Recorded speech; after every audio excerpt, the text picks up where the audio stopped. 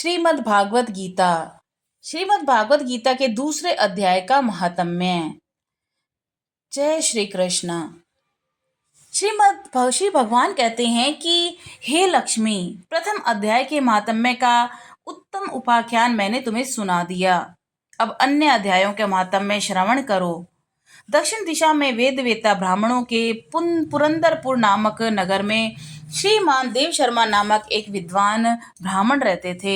वे अतिथियों के पूजक, स्वाध्यायशील, वेद शास्त्रों के विशेषज्ञ, यज्ञों का अनुष्ठान करने वाले और तपस्वियों के सदा ही प्रिय थे। उन्होंने उत्तम द्रव्यों के द्वारा अग्नि में हवन और दीर्घ काल तक देवताओं को तृप्त किया, किंतु उन धर्मात्मा ब्राह्मण को कभी सदा रहने वाली शांति नहीं मिली। वे परम कल्याण में तत्व का ज्ञान प्राप्त करने की इच्छा से प्रतिदिन प्रचुर सामग्रियों के द्वारा सत्य संकल्प वाले तपस्वियों की सेवा करने लगे। इस प्रकार शुभ आचरण करते हुए उन्हें बहुत समय बीत गया और उसके बाद एक दिन पृथ्वी पर उनके समक्ष एक त्यागी महात्मा प्रकट हुए।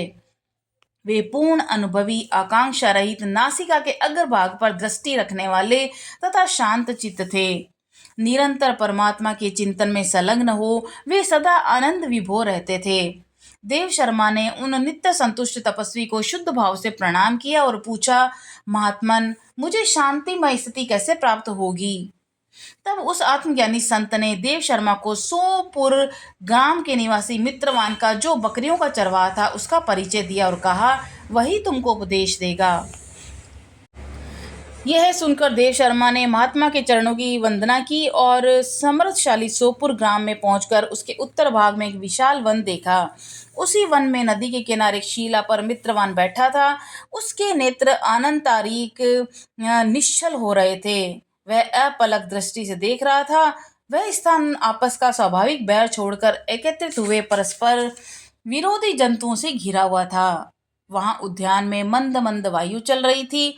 मृगों की झुंड शांत भाव से बैठे थे और मित्रवान दया भरी दृष्टि से, आनंदमय मनोहारिणी दृष्टि से पृथ्वी पर मानो अमृत छिड़क रहा था।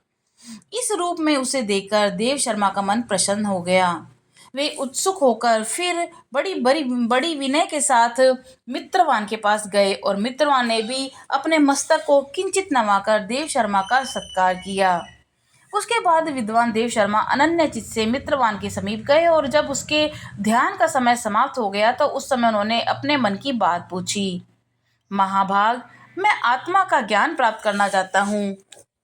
मेरे इस मनोरथ की पूर्ति के लिए मुझे किसी ऐसे उपाय का उपदेश दीजिए जिसके द्वारा सिद्धि प्राप्त हो चुकी हो। देव शर्मा की बात सुनकर मित्रवान ने एक क्षण तक कुछ विचार किया। उसके बाद इस प्रकार कहा कि विद्वन, एक समय की बात है कि मैं वन के भीतर बकरियों की रक्षा कर रहा था। इतने में ही एक बड़ी भयंकर व्याघ्र पर मेरी दृष्टि पड़ी, जो मानो सब कुछ ग्रस लेना चाहता था।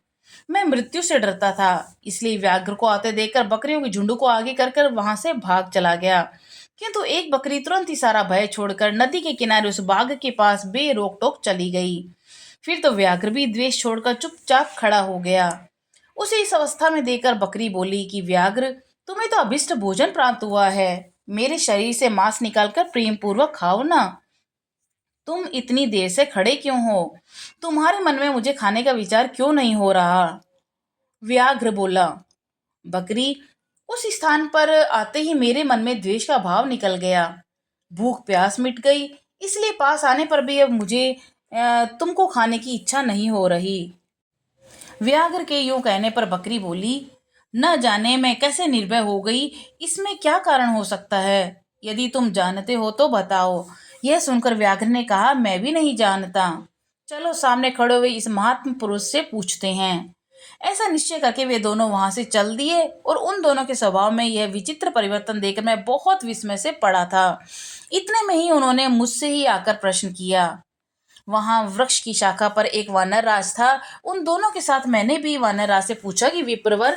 मेरे पूछने पर वानर राज ने आदर पूर्वक कहा, अजापाल, सुनो, इस विषय में मैं तुम्हें प्राचीन वृतांत सुनाता हूँ।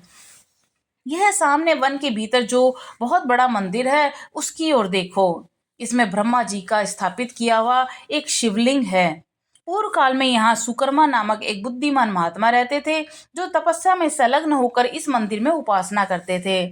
वे वन में से फूलों का संग्रह करते करके लाते और नदी के जल से पूजनीय भगवान शंकर को स्नान करा के वहीं से उनकी पूजा किया करते थे।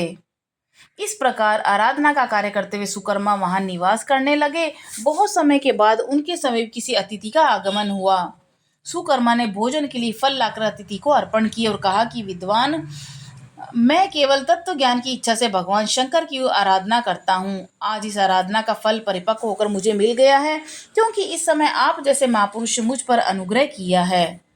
सुकर्मा के ये मधुर वचन सुनकर तपस्या के धनी महात्मा अतिथि को बड़ी प्रसन्नता हुई। उन्होंने एक शिलाखंड पर गीता का दूसरा अध्याय लिख दिया और ब्राह्मण को उसके पाठ और अभ्यास के लिए आज्ञा देते हुए कहा, ब्राह्मण, इससे तुम्हारा आत्मज्ञान संबंधी मनोरथ अपने आप सफल हो जाएगा। और यूं कहकर वे बुद्धिमान तपस्वी सुकर्मा के सामने ही उनके देखते देखते अंतर्ध्यान हो गए। सुकर्मा विस्मित होकर उनके आदेश के अनुसार निरंतर गीता के द्वितीय अध्याय का अभ्यास करने लगे। तदंतर दीर्घ काल के पश्चात अंतःकरण शुद्ध होकर उन्हें आत्मज्ञान की प्राप्ति हुई। फिर वे जहां जहां गए वहां वहां तपोवन शांत हो गया। उनमें शीत, उष्ण, राग, द्वेष आदि की बाधाएं दूर हो गई। इतना ही नहीं, उन स्थानों में भूख प्यास का कष्ट भी जाता रहा तथा भय का सरता अभाव हो गया। यह सब द्वितीय अध्याय का जप करने वाले सुकर्मा ब्राह्मण की तपस्या का ही प्रभाव समझो। मित्रवान कहता है कि वानरराज की यूं कहने पर मैं प्रसन्नता पूर्वक बकरी और बाघ के साथ उस मंदिर की ओर गया। वहां जाकर शिलाखंड पर लिखे हुए गीता के द्वितीय अध्याय को मैंने देखा और पढ़ा। उसी की आवृत्ति करने से मैंने तपस्या का पार पा लिया। हे अभद्र पुरुष, तुम भी सदा द्वितीय अध्याय की ही आवृत्ति किया करो। ऐसा करने पर मुक्ति तुमसे दूर नहीं रहेगी। श्री भगवान कहते हैं कि प्रिय मित्रवान की इस प्रकार आदेश देने पर देव शर्मा ने उसका पूजन किया और उसे प्रणाम करके पुरंदरपुर की राह ली। वहां किसी देवालय में पूर्वोक्त आत्मज्ञानी महात्मा को पाकर उन्होंने यह सारा वृतांत निवेदन किया और सबसे पहले उन्हीं से द्वितीय अध्याय को पढ़ा। उनसे उपदेश पाकर शुद्ध अंतःकरण वाले सुकर्मा प्रतिदिन बड़ी श्रद्धा के साथ द्वितीय अध्याय का पाठ करने लगे। तब से उन्होंने प्रशंसा के योग्य परम पद को प्राप्त कर लिया। लक्ष्मी, यह द्वितीय अध्याय का उपाख्यान कहा गया है।